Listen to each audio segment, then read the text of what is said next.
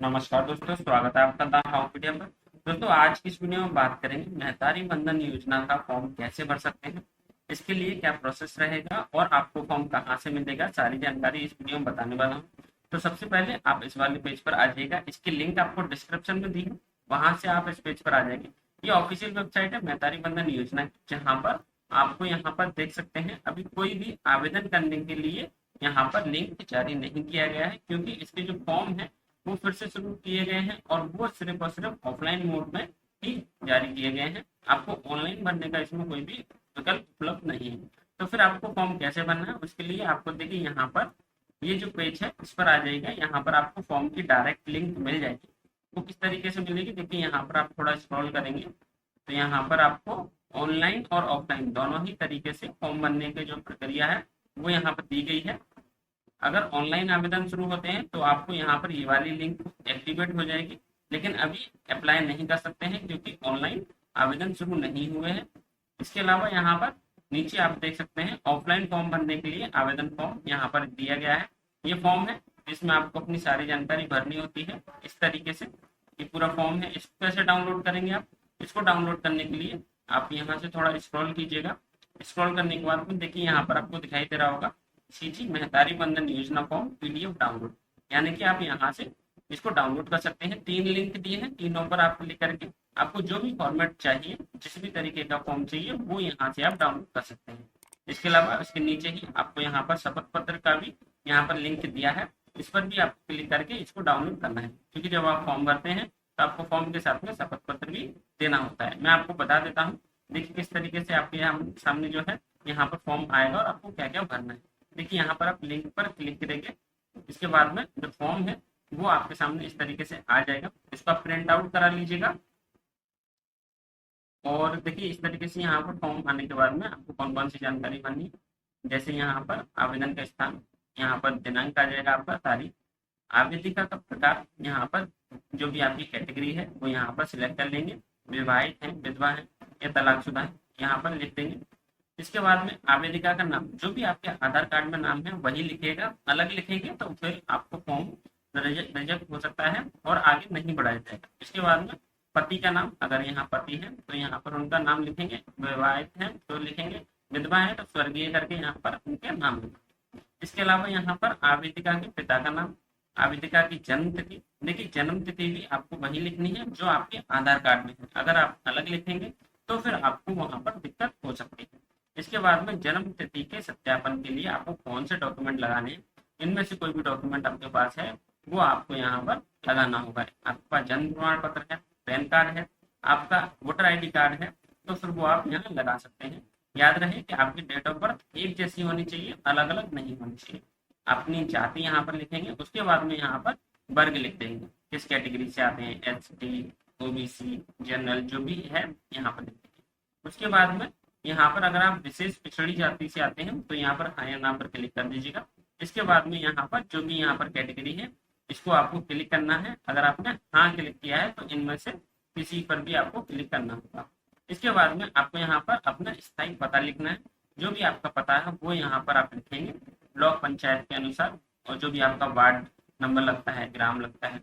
और सबसे जरूरी बात, जो भी आंगनबाड़ी केंद्र आपका नजदीकी है उसका नाम यहाँ पर लिखना है। यहाँ पर कई बार क्या हुआ है, लोग गलत से, उनको पता नहीं होता कि आंगनबाड़ी केंद्र उनका कहाँ पर है और वार्ड नंबर कहाँ पर है, अलग अलग लिख देते हैं तो फॉर्म दूसरे आंगनबाड़ी केंद्र में या वार्ड में चला जाता है, जिसकी वजह से उनको बाद में उसको वहां से ट्रांसफर कराना पड़ता है या फिर फॉर्म रिजेक्ट हो जाता है। तो ये गलती ना कीजिएगा। इसके बाद में आपको आवेदिका का आधार कार्ड का नंबर यहाँ पर लिखना है और आधार कार्ड की कॉपी भी यहाँ पर सम्मिलित करनी है। इसके बाद में यहाँ पर आवेदिका के पति का आधार कार्ड, अगर वो विधवा है या फिर तलाकशुदा है तो उनके लिए यह लागू नहीं। फिर उसके बाद में आपका यहाँ पर मोबाइल नंबर लिखिएगा।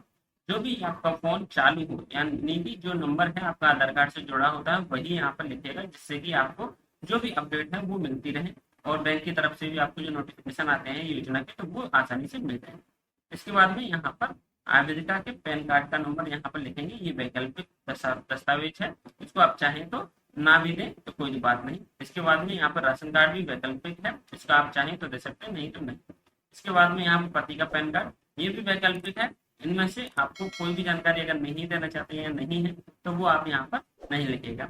लेकिन मैं ये कहूंगा कि अगर आपके पास कोई भी डॉक्यूमेंट है इनमें से तो वो जरूर दीजिएगा, जिससे कि आपको वहां पर वेरिफिकेशन में आसानी होती है और एक पात्र जो भी लाभार्थी है वो यहाँ पर आपको माना जाता है।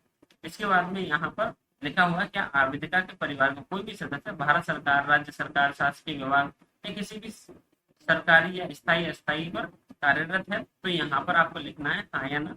अगर आप हाँ करेंगे तो आपका फॉर्म रिजेक्ट हो जाएगा, क्योंकि ये सरकारी नौकरी वालों के लिए नहीं है।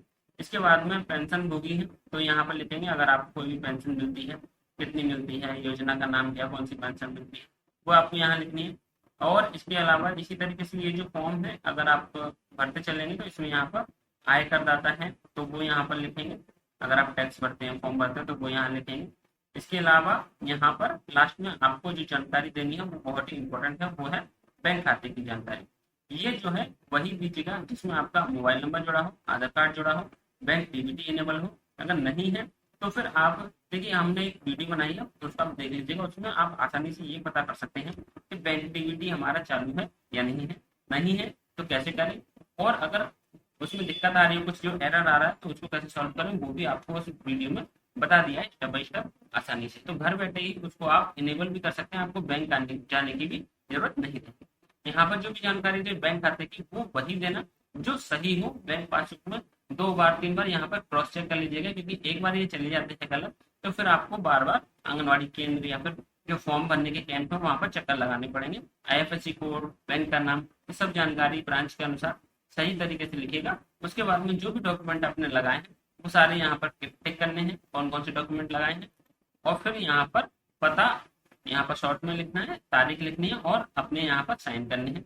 इसके बाद में ये जो जानकारी है ये आपको उन कैंप के जरिए या आंगनबाड़ी केंद्र के जरिए दी जाती है। इसके अलावा आपको एक और फॉर्म भरना है जो है शपथ पत्र। इसको आप यहाँ से डाउनलोड कर लीजिएगा। देखिए इस वाले पेज की लिंक आपको डिस्क्रिप्शन में दी है, वहां से आप आ जाइएगा इसमें, फिर आप इसको डाउनलोड कर लीजिएगा। डाउनलोड करने के बाद में आपका जो शपथ पत्र है वो आपके सामने इस तरीके से आएगा, और यहाँ पर अपना नाम लिखना है, पति का नाम, पता लिखना है, स्थायी पता भी लिखना है। अगर एक जैसा पता है तो यहाँ पर सेम कर दीजिएगा, और फिर उसके बाद में यहाँ पर ये जो जानकारी है वो सब आपको यहाँ लिखनी है। मेरे पति का व्यवसाय या कार्य क्या है, और कुल मिलाकर जो आपकी आय है, जो आय प्रमाण पत्र आपने बनवाया है उसमें जो है वो यहाँ पर लिखनी है।